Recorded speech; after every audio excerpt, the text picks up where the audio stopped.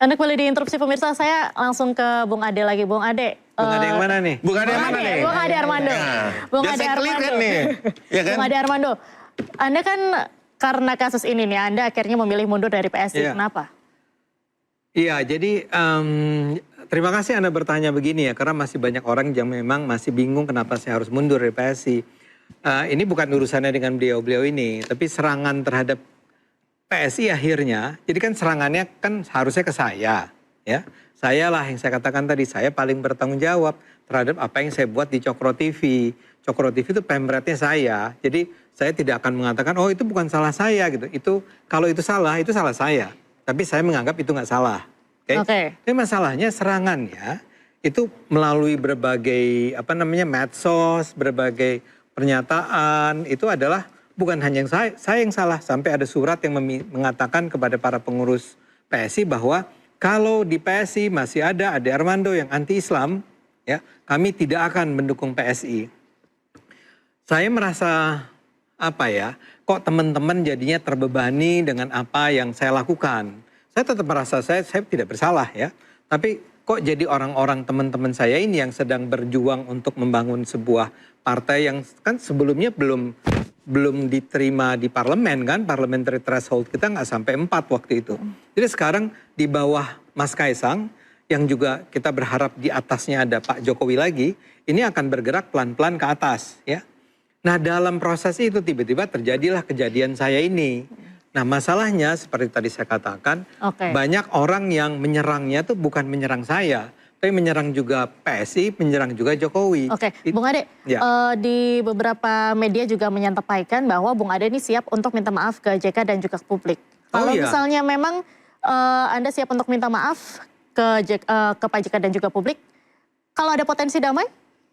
Oh saya kan katakan, ya bahwa saya bersedia minta maaf ke Pak JK dan ke publik selama dengan pembicaraan yang proporsional ya.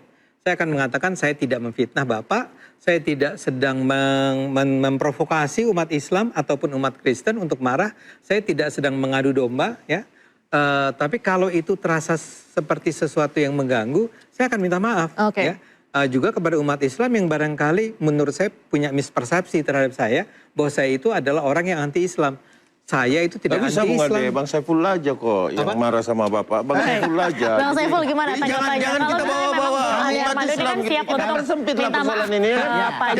Jadi jangan Bung Ade kalau ini saya terus terang aja ya, saya mau menyampaikan Mbak Diandra bahwa ketika kemudian Pak Ade Armando memberikan meminta bantuan hukum untuk kita menjadi pendamping hukumnya, misalkan jika andai kata, kalau saja contohnya diberikan kesempatan untuk kami membela, ya saya tentu akan berhadapan dengan Bang Saifullah Hamid. Bahwa Bang Saifullah, Anda harus bisa membuktikan bahwa betul-betul ada penghasutan. Bila tidak, saya akan berhadapan dengan Bang Saifullah, bahkan berhadapan dengan Bang Saiful dulu ya. Itu aja ya. Oke, Bung Saiful silakan. Baik, jadi gini, kami sejak awal konsisten bahwa kami fokus pada apa yang dilakukan oleh Bang Ade ya dan kawan-kawan. Kami tidak pernah mengaitkan apa yang dilakukan itu dengan aktivitasnya yang lain, termasuk aktivitas kepartaian tentunya. Kami fokus pada apa yang beliau lakukan yang kami nilai bahwa itu berpotensi untuk kemudian menimbulkan disharmoni antar umat beragama. Itu concern kita. Dan itu kami dasarkan dengan analisa yang tadi juga sudah saya paparkan. Terkait apa yang disampaikan Bung Ade soal itu tipis saya tidak mau bicara itu. Ya, itu proses of law. Kenapa? Ini sudah masuk dalam wilayah hukum, sudah masuk dalam laporan polisi, sudah menjadi ranahnya kepolisian. Soal tipis dan tebal kita punya pendapat. Boleh kita Bang Saifullah. Ya tentunya. Nanti kita buktikan di peradilan. Bukan ranah kami lagi untuk menilai. Itu sudah kewenangannya kepolisian. Ranahnya aparat penegak hukum. Nanti mereka yang akan harus membuktikan. Nanti kita dukung dengan bukti-bukti yang kita punya. Saya kira seperti itu. Bung Abdul? Menanggapi yang permintaan maaf dari Bung Ade. Permintaan maaf. Jadi sebagaimana yang disampaikan Pak JK bahwa siapapun pihak yang memainkan sentimen atau menyerang beliau dengan isu penistaan, dan ini daya rusaknya sungguh luar biasa karena sudah menciptakan kegaduhan dan saling pertengkaran antara umat Kristen. Terus kalau kita baca di medsos itu kan pertengkaran sangat tajam tuh. Sehingga beliau berharap tetap ini dibawa aja untuk diselesaikan di meja hukum. Nanti soal orangnya ya itu personal ya. Nanti mungkin Pak JK apakah memaafkan atau tidak. Tapi kalau saya sih beliau kan pendamai dan ini. Tapi soal perbuatannya. Kalau soal orang mungkinlah kita harus saling memaafkan. Tapi soal perbuatannya yang sungguh luar biasa daya rusaknya.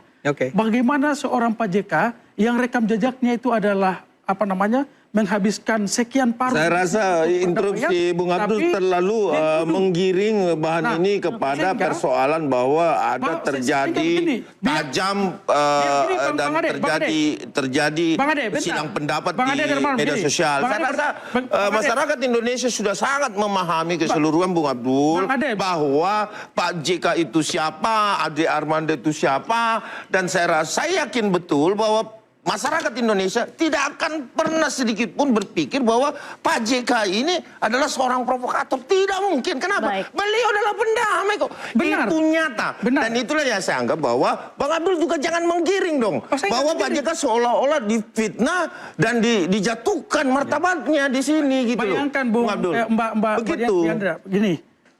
Bagaimana dengan kita melihat ada teman-teman pelapor yang 19 itu melaporkan Pak JK hari ini. Iya dong.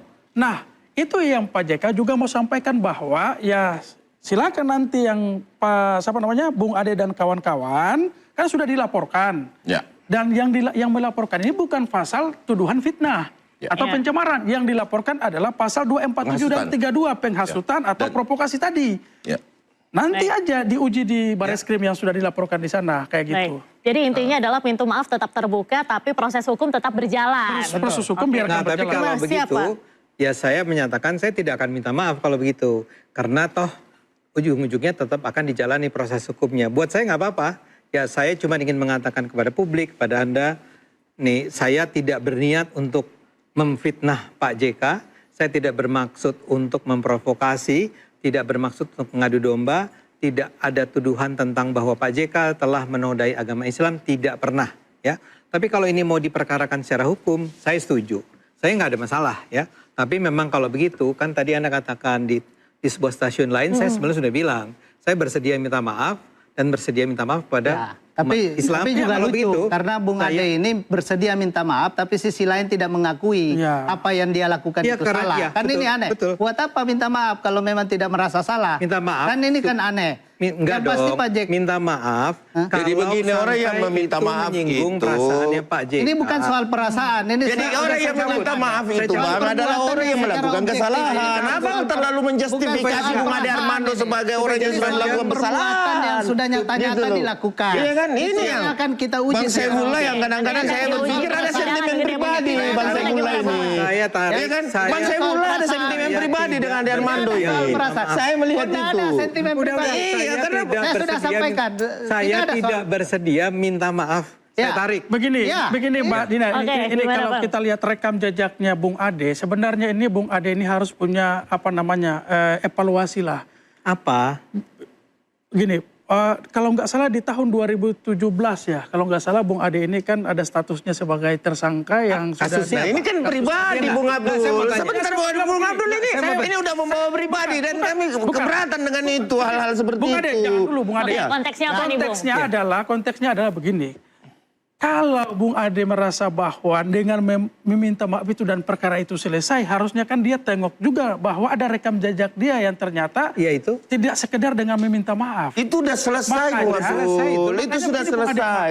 Untuk itu, kalau soal sebagai manusia mungkin bisa dimaafkan. Tetapi perbuatan yang sudah terlanjur itu. Saya tidak mau minta maaf. Jadi nggak perlu memaafkan. Iya. Artinya begini, itu tadi saya sampaikan bahwa kan ini sisi lain Bung Ade Armando bilang mau minta maaf tapi tidak mengakui apa yang sudah dia lakukan itu salah. Kan ini jadi kontradiksi ini kan. Gitu. Nah, terserah. Ya, itu jelas kontradiksi jelas itu. Tidak, karena Bung Saiful menjustifikasi Bung Ade Armando itu sudah melakukan kesalahan yang fatal gitu loh. Sementara ini kan masih kita tunggu proses upaya hukum membuktikan bahwa kami tidak mengadili Bung Ade. Yang harus kita lihat. Kita memilih proses of law, ya kan? Saya ambil intinya. Jadi Bung Ade Armando ini di dalam kesempatan interupsi malam hari ini menarik ucapannya untuk bersedia meminta maaf? Tidak usah. Tidak usah minta maaf. Tidak usah. Oke, baik. Pemirsa, terima kasih banyak kasih. Bung Ade Armando dan Bung Ade Darmawan. Terima kasih Bung Abdul Bung Syaifullah. Pemirsa, di tengah bisingnya narasi yang dibutuhkan, bukan sensasi, melainkan kejernihan informasi dan kedamaian demokrasi.